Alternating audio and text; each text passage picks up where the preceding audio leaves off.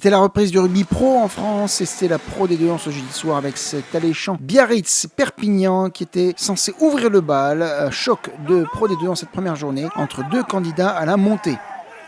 Et ce sont les Biarros retrouvant leurs couleurs traditionnelles qui vont passer la première.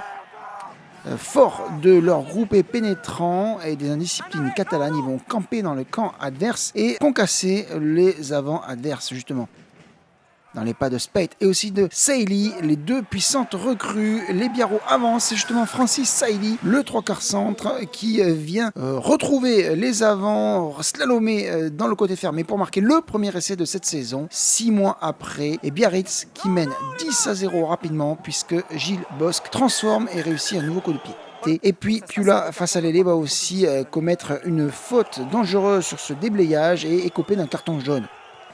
Souci en conquête, souci donc toujours d'indiscipline pour les Catalans, mise à mal vraiment dans le secteur des groupés pénétrants. Avantage en cours signalé par Monsieur Rosier et les joueurs de Clarkin, Nadeau et Sauverby vont en profiter pour écarter. Chimun Lucu qui était rentré en jeu peut écarter lui encore vers son ailier et c'est ainsi Steve Barry qui marque le deuxième essai du BOPB. Une faute sur l'avantage avait été signalée par M. Rosier et c'est donc Tristan Laboutelet qui écope d'un deuxième carton jaune. C'est toute la deuxième ligne de l'USAP qui est sortie et des Catalans qui évoluent à 13 contre 15. 15-0 à la pause, l'USAP doit revenir dans ses ambitions et l'USAP va proposer un petit peu la formule Biarrot avec des pénaltouches, ça va mieux, les Catalans campent dans le camp adverse et donc un premier essai a été inscrit par le très puissant Genesis Lemalou et un deuxième va l'être par le tout aussi puissant Lucas Vellart.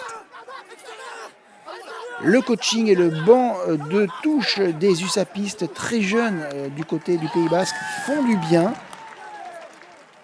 Les Catalans marquent 2 fois donc de la même façon suite à des pénaltouches et des groupés pénétrants. Et les hommes du président Rivière se mettent à y croire avec un score de 21-10 puis 21-12 après transformation. On se dit qu'en cas de nouveaux points marqués, surtout un essai, ils pourraient même revenir dans le bonus défensif, voire pourquoi pas même venir l'emporter. Surtout que les Biarros jouent moins, ils sont plus pénalisés et clairement il y a des choses à faire.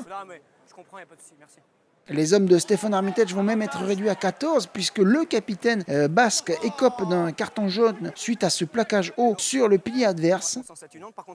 Tout est possible, mais voilà, l'USAP n'en fera rien.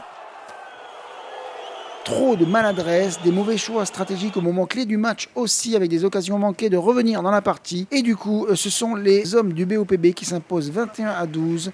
Aucun bonus, ni offensif, ni défensif dans cette rencontre qui voyait les grands débuts de l'arbitrage vidéo en Pro D2 et surtout la reprise du rugby en compétition.